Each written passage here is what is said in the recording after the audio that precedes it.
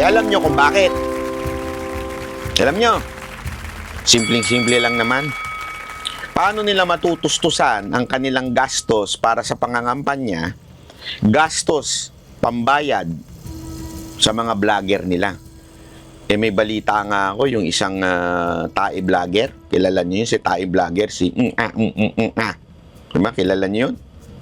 Ang bayad daw di umano dun. Naku, ayoko, hindi talaga. Di umano, kalahating milyon ng bayad dun kada buwan daw. Naku, totoo ba yun? Naku, ewan ko pero posible. Alam mo bakit posible? Kasi nga, di ba, naikwento ko sa inyo noon, before pa, meron nang nagaganap na recruitment sa mga vlogger, yung mga vlogger na wala namang kinaugnayan sa politika, naging political vlogger. Naikwento ko yung before sila naglabasan, tama mali. Ibig sabihin nun, nung naglabasan sila, tunay yung sinabi natin, kinuwento natin. Nakwento natin yun, month before sila lumabas. Kasi nga, meron tayong kakilala na humindi doon. So, doon pa lang, kita mo na, mantakin mo yun kung sakasakali, magkano yun. May isa pa, yung isang gago. Magkano? Di ba, umamin siya? Highest paid siya. Sa kampo nila. Actually, dami nagsasabing highest paid sila doon sa kampo nila. Hindi nila alam, ginagago rin sila nung nagbibigay sa kanila. O sasabihin, highest paid ka dito, ganito, ganito. Pero yun, literal, umamin. Umamin po yun. At ito malupit. Nung pag-amin niya, bigla siyang nawala. Biglang tumigil sa pagpupolitika. O ibig sabihin, napagalitan. Ba't ka umamin? Tarantado ka talaga. Yun ang siste. Mantakin mo, di ba? Kaya sabi ko sa inyo, kung ganun kalaki yung ginagastos sa mga vlogger, sa pangangampanya, saan kukunin yun? Sa pera na dapat sana natatanggap through ayuda, through projects. Kaya nga kita mo, pansinin nyo ngayon ang lupit ngayon ng nakawan. Kaliwat kanan ng proyekto, pero hindi natatapos. Kaliwat kanan ng proyekto, puro substandard. Bakit po? Kasi kailangan nila maglabas ng proyekto, masimulan. Para pag nasimulan, meron ng ganun sigurado. Kasi pinaghahandaan na yung 2025. Kaya nga kung papansinin nyo din, kaliwat kanan ng krimen, bakit kanyo? Kasi nga yung mga kidnapping, tandaan ninyo, nauso na yan dati noong yung unang administrasyon bago si Pangulong Duterte, nauso yan yung kidnapping. Ginagawa yan sa mga foreigner na mga illegal na nandito kasi hindi makakapalag mga foreigner na mga sila ay mga may masasamang ginagawa, sila kinikidnap para hindi sila makapalag, hindi sila makasumbong, hindi sila makapag-cooperate with the authority kasi magkakabukingan So sila po yun. Antindi, di ba? So sila po yun. Ngayon, bumabalik na, kinikidnap. Sino involved? Police. Di ba? Kakaano lang kakasibak lang ng ilang pulis Gamit pa, mobile ng pulis yung kanilang motor. So, ibig sabihin, sa tingin ninyo, gumagalaw sila ng sila-sila lang? Walang utos? Posible yun. Imposible yun. So, ibig sabihin, alam na natin, alam na this. Meron talagang nagaganap na fundraising. Yan ang pag malapit na eleksyon, 2025 is just around the corner, next year na, di ba? Ibig sabihin yan, malapit na. Kaya kailangan magpa-fundraising na tayo. At the same time, double time bomba yung mga Ensimada vlogger, yung mga bangag vloggers. Shout out po sa mga bangag vloggers na inutusan lang bumili ng suka, ang binili toyo pag uwi. Ngayon, vlogger na, political vlogger na. Di ba? Kaya nga, magmamatsyag tayo. At tayong mga maisog. Kasi tandaan ninyo, ang maisog ay hindi lamang organisasyon. At ang maisog ay ang bawat Pilipinong matapang na tumatayo para labanan ang mga mapang-abusong korap, politician, mapang-abusong mga nananakal sa ating karapatang magsalita. Kayo pong mga kababayan nating maisog, matapang. Kaya abangan nyo pa yung mga susunod. Meron pa sa Hong Kong, balita ko, meron daw sa Paris. Talagang ano na yan, sunod-sunod na yan. Kaya kung kayo, nais ninyo magpahayag, hindi ko kailangan libu-libu kagad ang pumunta. Kasi naintindihan natin sa ibang bansa, mahirap po mag-gather na libu-libu. Tsaka busy o mga kababayan natin. Hindi importante yun. Diba? Ang importante lang, coordinate with the TOPS Coalition para ma-announce, matulungan kayo, masuportahan kayo in a way sa information, maipakalat. Diba? Coordinate with them. Kasi ang importante dito, sama-sama tayo. And this is organic. Kanya-kanya ho ito. Kanya-kanyang gastos ho ito. Organic ho ito. Wala hong binabayaran dito. Wala ho ditong may ini-in-charge, maningil, yung mga ganyan-ganyan. Wala. Doon sa mga Ensimada. Kung gusto mong kumita at kumatkong, doon sa Ensimada. Doon kayo sa mga tanso vlogger. Yung mga tanso vlogger na yan, mga scammer yung mga yan na ginawang vlogger. Mga scammer na ginawang vlogger. Oh, di ba? So, congratulations again, Japan Maisog. At kayo po ay tagumpay na nagpahayag ng inyong hinaing sa ating gobyerno. Maraming salamat po. God bless everyone. Thank you po. Tuloy. Ito naman, ibang issue naman tayo, ha. Ito. Kasi ginawang issue din ito, Malaking issue ngayon ang sinabi ng dating Health Secretary noong panahon ni dating Pangulong Rodrigo Duterte na inutusan daw siyang maglipat na mahigit 47 bilyong pisong pondo mula sa Department of Health papunta sa Department of Budget and Management. Ang kabuang detalye. Soljen, ito na naman, may inis na naman sa akin to. Napanood ko ng isang araw, sinasabi Soljen, hindi naman commonly sa mga face mask, sa mga face shields, sa mga... Kaya hindi po pwede yun. Yun lang ang pinapayagan. Naman you're not using your common sense, my friend. Commonly used noon yun. Pandemic Alam nyo, pag hindi normal ang sitwasyon, hindi tayo po pwedeng pagalawin ang normal na prosedimento o protocols. Kailangan iba ang gagamitin natin. Giit ni dating Chief Presidential Legal Counsel Attorney Salvador Panelo, regular at naaayon sa batas ang ginawang paglilipat ng mahigit sa 40 bilyong pisong pondo mula sa Department of Health o DOH patungo sa Department of Budget and Management o DBM noong Duterte administration. Matatandaan na noong Lunes, Hunyo 3, nagkaroon ng House Committee on Appropriations Oversight Hearing sa budget performance ng DOH at PhilHealth noong kasagsagan ng COVID-19 pandemic. Isa sa mga pinag-initan sa pagdinig ay yung sinabi ni dating Health Secretary Francisco Duque III na ang paglipat ng nasabing pondo ay iniutos ni dating Pangulong Rodrigo Duterte. Nilinaw ni Attorney Panelo na kinailangan itong gawin noong panahong yon upang maiwasan muna ang bidding process bago pa makakuha ng kinakailangang medical equipment tulad na lang ng face masks, face shields at iba pang personal protective equipment o PPEs. Kung sinunod ang regular bidding process ay naantala sana ang agarang pagtugon sa COVID-19 pandemic na nakaapekto sa buong mundo. Kung nagkataon, mas marami pa sana ang bilang ng mga namatay sa Pilipinas kung hindi agad kumilos ang Duterte administration. Dagdag pa nga ni Panelo, nakipagpaligsahan pa daw ang Pilipinas sa ibang bansa para lang makakuha ng PPEs. Noong panahon na yun halos wala tayong makuhang mask. Correct. Kasi inunahan na tayo ng mga malalaking bansa na may malalaking pera. Kinuha na nila lahat. Tayo hirap na hirap. Pati nga bakuna di ba? Grabe, ha. Hindi, alam mo, importante yan, ha, yung sinabi ni Mo Kauson dito. Totoo nga ang sinabi ni BP na sinisira daw ang kanyang pamilya. Sinabi ni BP yan kay Mocha mismo nung nagka-text sila. Tama ba? Okay lang ba sabihin ko? Ay, wag ko na nga sabihin yun. Anyway, yun nung sinabi ni BP Sara kay Mocha, sabi, alam mo, sinisiraan talaga yung pamilya namin. Dito, walang issue dito, ha. Isipin mo yan, ha. Walang issue dito. Masyadong sinasalsal ng media. Na kesyo, that's abnormal. Ika nga. Abnormal daw yung paglipat ng funds from DBM to DOH. Ha? Eto, mga kababayan, ang tanong ko, normal po ba nung panahon na yan? Gusto kong tuktukan yung mga Ensimada vlogger na katatanga-tanga. nung panahon na yan, hindi ho normal.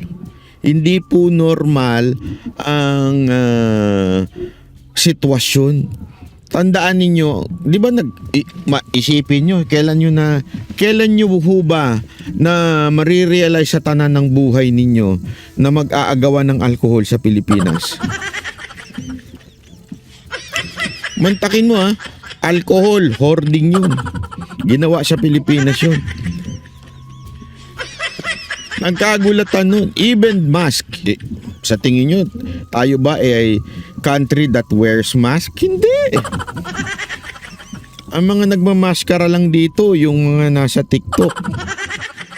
Kumasayaw ng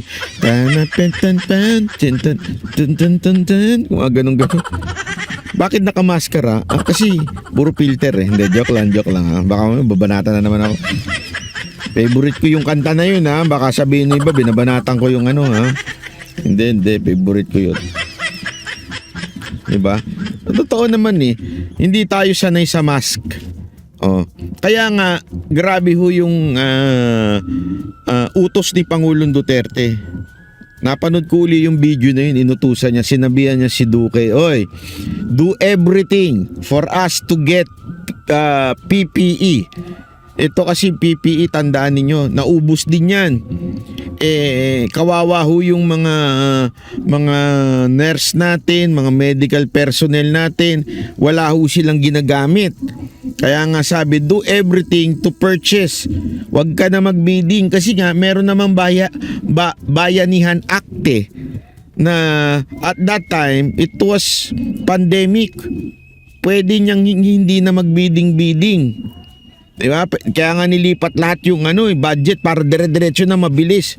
Sabi nga ni Duterte, bilisan yan Huwag nang patagalin. Ano ginawa ni Duque? Nagpabidding pa nga daw din siya. Napakamot nga daw siyempre siguro natakot si Duque na mamaya mapuna ako in the future. Ito na nga yung nangyayari na nga ngayon. Diba? Hindi, totoo narinig ko to, sinabi ito ni Master Judea kung hindi mabilis at siguro ang datingan ni Presidente sandali, pag-aaralan muna namin yan. Tanginang pag-aaralan yan. Hindi, di ba? Etong gobyerno na to, yung pag-aaralan. Pag-aaralan muna namin yan. Sabi nga niya, kung hindi sa bilis kilos ni PRRD, baka mas marami pang namatay. Sabi ni Mocha, nagkakaalbo ubusan ng alcohol noon, tig-2 per tao lang. Correct. Bawal ka pang bumili ng ng alak noon kasi yung iba ginagawang alcohol yung alak. Hindi ako nagbibiro There was a time na yung alcohol, yung alak sa gusto na nila rin bumili para yun na lang panghugas nila. Grabe. Ganong katindi. Pero dahil nga ang bilis kumilos ni Duterte, sabi niya gawin niyo na lahat para magkaroon ng mask, PPE, even kasi may nagsabi pa bakit daw ang mahal nung RT-PCR test nung panahon na yun. Gago pala kayo Wala pa tayong laboratory noon.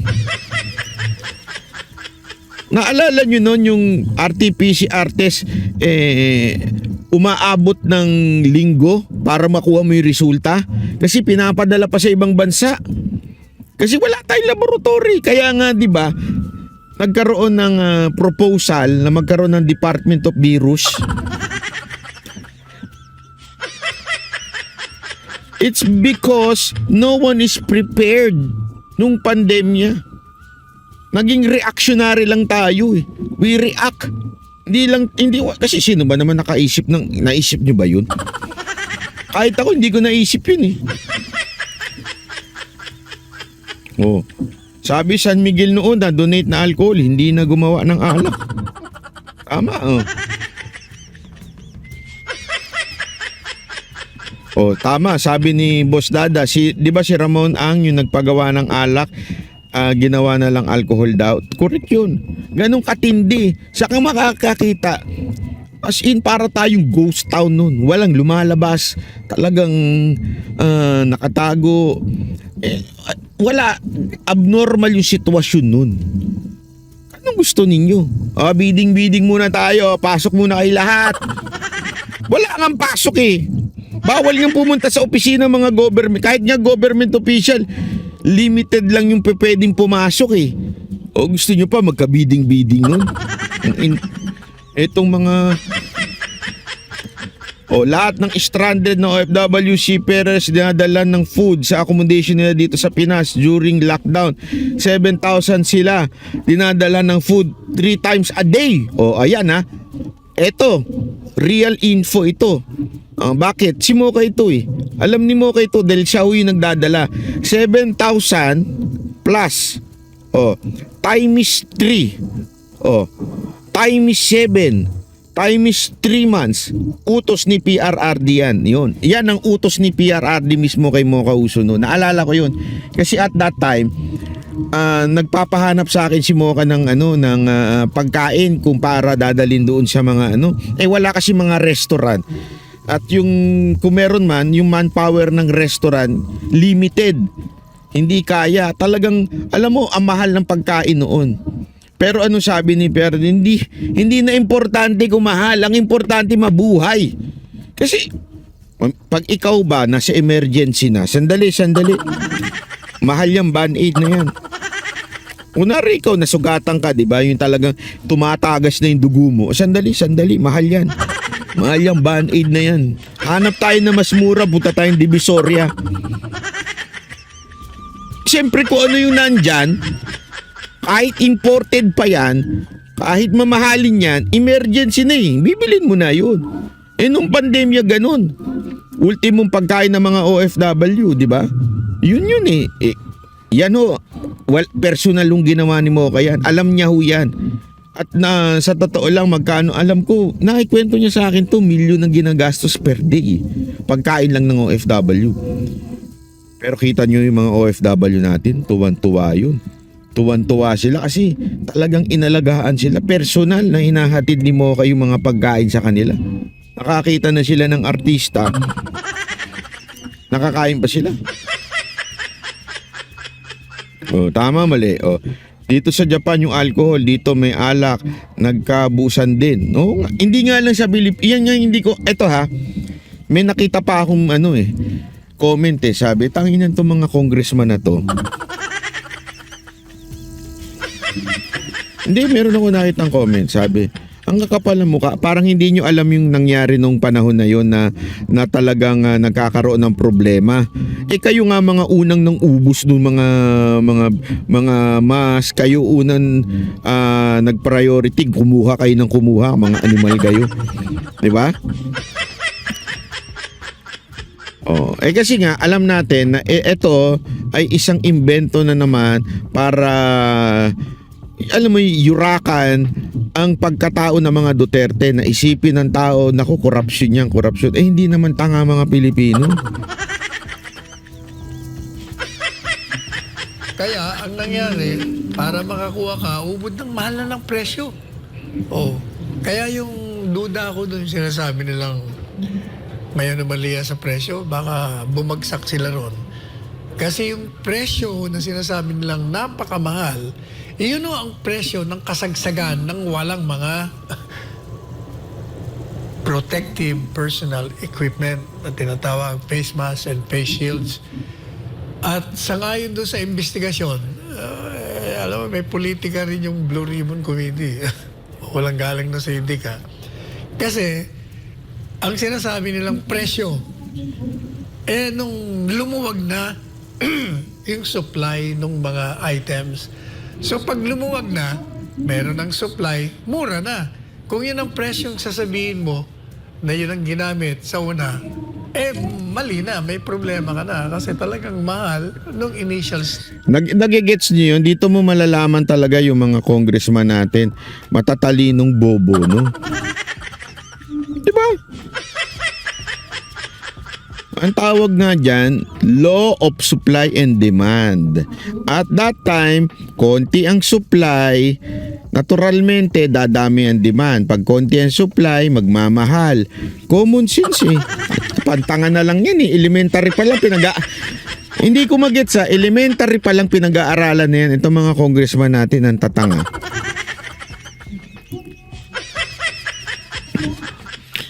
Hindi, alam mo, minsan talaga gusto ko nang tawaging tanga yung mga congressman natin.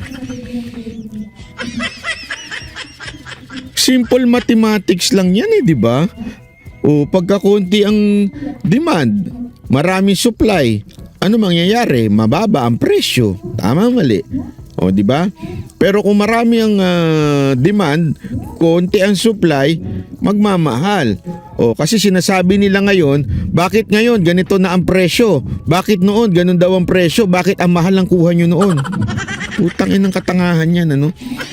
Sorry pero ay nako, pwede mong pagbintangan ng mga Duterte na matapang, mamamatay tao, mahigpit na nanggugupi and the likes, but not corruption. Hindi sila yan. Oo nga Gusto mo ba ikwento ko, Boss Dada, yung abogadong nagpunta doon sa opisina ni Mayor Baste at nilalagyan may daladalang bag?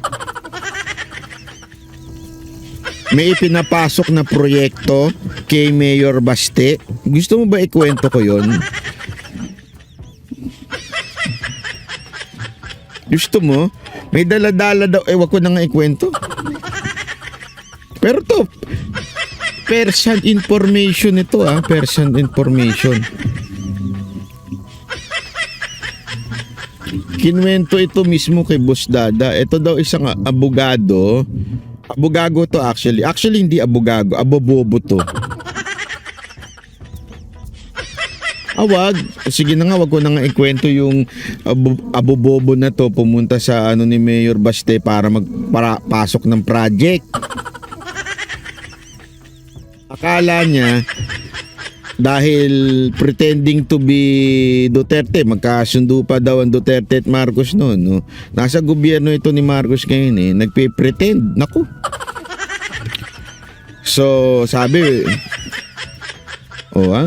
meron tayong project dito. Ito, may dala, isipin nyo, nakakaya yung tangin ng animal na yun. May daladalang bag ng laman pera. Mula noon, ibinan na po daw sa Davao yan. Ibinan na sa City Hall yan. Ano yan abobobo yung abogado na yan Kakahiya, no? Hindi. Kasi yan ang isang bagay na hindi, sabi nga tama si Boss Dada, imbintang nyo na lahat sa mga Duterte, babaero, matapang, nanggugulpe, mamamatay tao, pero ang magnakaw at maging kurap, malabo po yan. Hindi nyo makukurap ang mga Duterte. Kahit to si Mayor Baste, hindi nyo magagawa yan. Kaya nga alam nyo, kawawa itong opisyal na ito, itong opisyal na to.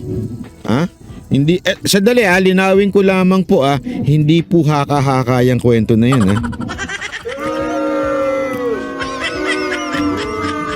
Hindi po haka-haka yung kwento na yan, totoo. 50 million ng dala-dala.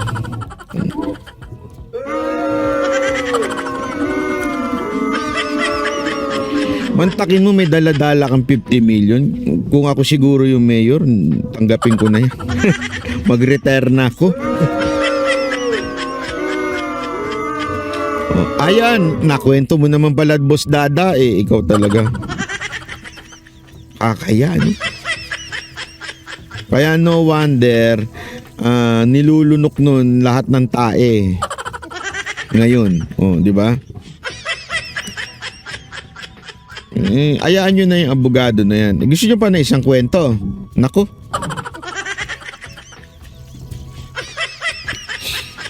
Meron akong ikikwento. Ito, nabasa ko mismo yung text.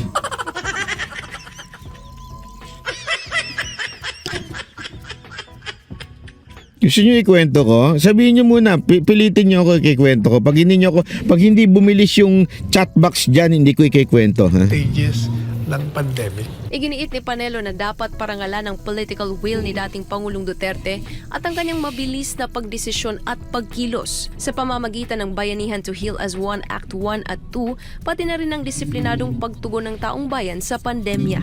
Samantala, dismayado naman si Duque sa mga naglabasang reaksyon sa naging pahayag niya noong Lunes. Giit niya, regrettably taken out of context daw ang sinabi niya patungkol kay Duterte. Hayagan naman daw kasi itong sinasabi noon ng dating Pangulong Pangulo sa mga pagpupulong ng gabinete, maging sa kanyang mga televised public address at iba't ibang media interviews. Para sa Correct. Diyos at sa Pilipinas, kung mahal ako si Sara Santos, SMNI News. Oh, yan, totoo naman yan po ay lagi naman pong kinikwento ni Pangulong Duterte yan. Hindi ko alam bakit ginawa nila ng big issue yan. Wala na silang ma-issue sa mga Duterte kaya talagang yung mga ganyang issue talagang sinasalsal nila. Kwento ko na. Eto, meron ako ikikwento.